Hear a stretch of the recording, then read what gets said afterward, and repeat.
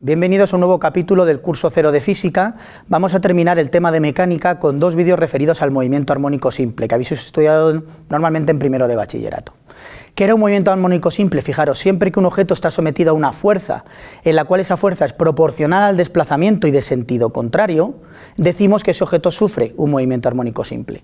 Fijaros cómo se expresa eso matemáticamente. Vector fuerza, está en negrita representando que es un vector, proporcional al desplazamiento x, suponiendo el movimiento en el eje x. Y la constante k será la constante de proporcionalidad, el menos precisamente es el que nos dice que la fuerza se opone al desplazamiento de sentido contrario. Por ejemplo, caso típico de esto, que conocéis también como la ley de Hooke, era el muelle, que cumple esa ley perfectamente, donde K en este caso representa la constante elástica del muelle.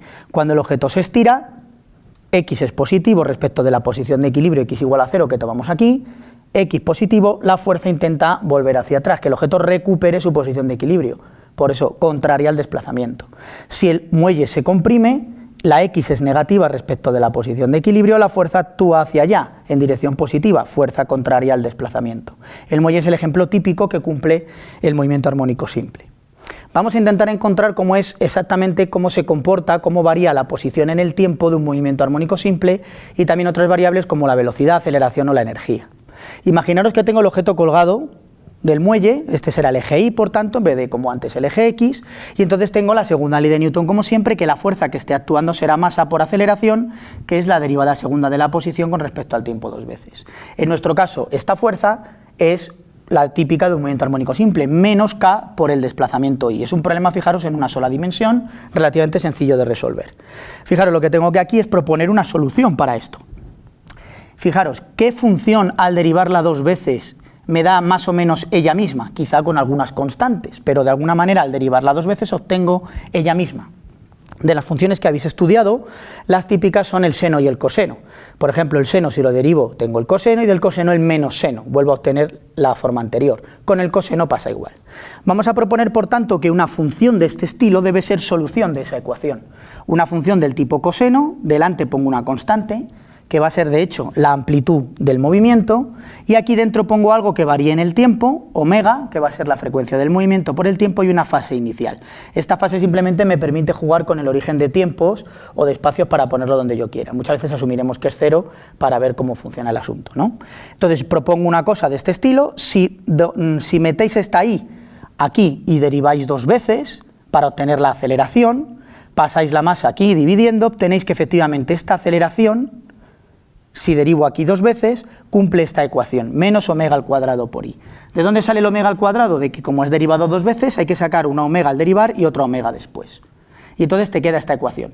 Si comparáis una con otra, podemos llegar a la conclusión de que efectivamente esta es una solución adecuada de aquella ecuación, siempre y cuando, fijaros, omega al cuadrado sea igual a a K dividido de M, pasando este dividiendo. Es decir, que omega es la raíz de K partido por M.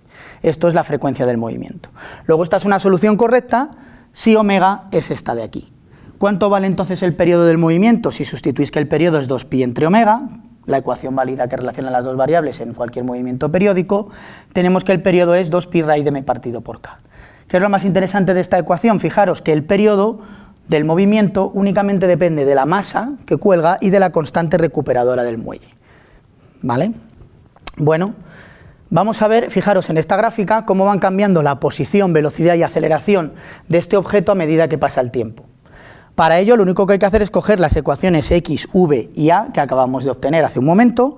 En este gráfico, tal y como está, es supuesto que la fase inicial es 0, como podemos hacer habitualmente, para trabajar un poco de forma más sencilla. Y lo que se ve en la gráfica, lo que he hecho simplemente es sustituir omega por 2pi entre el periodo y sustituir el valor de t por diferentes instantes de tiempo. ¿Qué tiempos son los más sencillos? Pues t igual a 0, que es el origen, t mayúscula cuartos, t mayúscula medios, 3t cuartos y el periodo completo. Esto corresponde a instante inicial, el objeto está en esta posición, periodo entre 4 corresponde a la máxima, el t igual a 0, el instante inicial de tiempo lo vamos a coger donde el objeto está estirado en la máxima elongación, un periodo completo será hacer todo esto.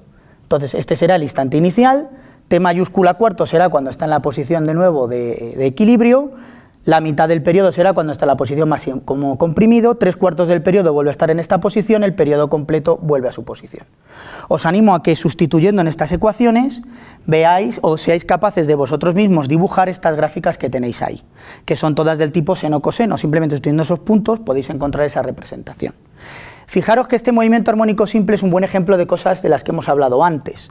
Fijaros aquí, por ejemplo, donde el objeto está totalmente estirado, x igual a a, máxima amplitud, la velocidad es 0 y la aceleración al contrario es negativa y también es máxima, porque ahí es donde el muelle está ejerciendo más fuerza para recuperar la posición de equilibrio.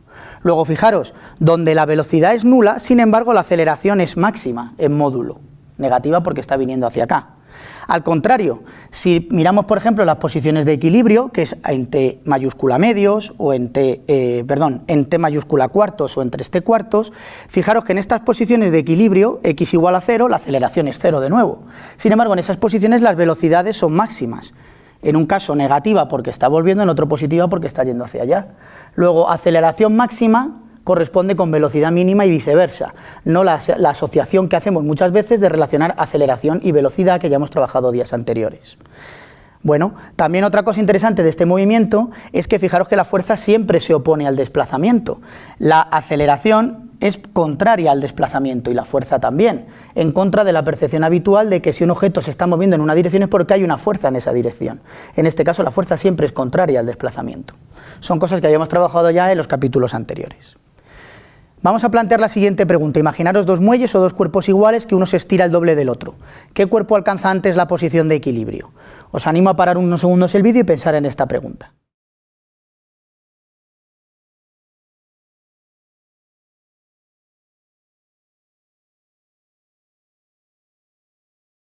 Bueno, la respuesta es que, como acabamos de ver, el periodo no depende para nada de la amplitud del movimiento. El periodo solo depende de la masa y del muelle. En el ejemplo que hemos propuesto, las dos cosas son idénticas y por tanto el periodo es el mismo. El periodo no depende para nada de la amplitud. Parece intuitivo pensar que si uno suelta este muelle y este lo suelta desde aquí, parece que este al estar más cerca va a recuperar antes la posición de equilibrio que este. Sin embargo, no es así. Fijaros que sobre este la fuerza que actúa de recuperación es mayor porque está más estirado. Y eso va a compensar y hacer que los dos recuperen la posición de equilibrio en el mismo instante, ya que esto no depende para nada de la amplitud. El movimiento viene, por ejemplo, representado en esta gráfica. Fijaros, diferentes amplitudes de vibración, pero los instantes en los que se alcanza la posición de equilibrio es todo el tiempo la misma. Por último, vamos a estudiar cómo va la energía del movimiento armónico simple. Aquí tenéis representado cómo varía la posición, la gráfica de antes, en función del tiempo, en esos instantes concretos. Y ahora vamos a ver cómo varía la energía potencial y la energía cinética. La energía potencial no es más que un medio de kx al cuadrado, sustituyo x y tengo esta expresión de aquí. La energía cinética es un medio de la masa velocidad al cuadrado, la velocidad la hemos obtenido antes, sustituyo y tengo esta expresión de aquí. Aquí hemos llamado la energía cinética K, estamos más acostumbrados a llamarle E sub c, ¿verdad? Bueno, ¿cuánto vale la energía total? La suma de estas dos cosas. Que fijaros que aquí delante tenemos exactamente lo mismo, coseno cuadrado más seno cuadrado es igual a 1 y por tanto la energía total me queda esta expresión de aquí. Es interesante que os deis cuenta que la energía total solo depende de la constante del muelle y de la amplitud, del punto inicial donde yo he soltado. Una vez que suelto, la energía del sistema es fija y todo el tiempo es la misma, puesto que la energía se conserva, ya que vimos que una fuerza de ese estilo era conservativa cuando estudiamos la fuerza elástica. Si ahora hacéis el mismo ejercicio que antes de intentar representar cómo varía la X, la U y la energía cinética en diferentes instantes de tiempo, podéis obtener gráficas como esta, donde podéis observar que cuando la energía potencial es máxima, la energía cinética es mínima, de hecho vale 0. Eso corresponde a la situación de máximo estiramiento. Justo en esta situación la energía potencial es máxima, el muelle es donde está más estirado, la velocidad es 0. Sin embargo, al contrario, cuando la energía potencial es 0, cuando el muelle vuelve a su posición de equilibrio, la velocidad es máxima y la energía cinética también. Y así, durante el movimiento, se va transformando energía cinética en energía potencial, pero la suma de las dos, si os fijáis punto a punto la suma de estas dos curvas, siempre da la energía total, un medio de K al cuadrado, porque la energía total es conservativa. Otra manera de ver esto es representar lo que se llama el diagrama de energía potencial. Fijaros, aquí pinto la energía potencial típica de un oscilador armónico, un medio de kx al cuadrado, y ahora imaginaros que yo cojo el muelle y lo estiro a una cierta amplitud. Desde ese momento estoy fijando la energía total, un medio de k al cuadrado. Lo suelto y el muelle va a oscilar en torno a la posición de equilibrio entre dos posiciones, x igual a más a y x igual a menos a. Fijaros que mientras oscila, la energía total siempre es la misma.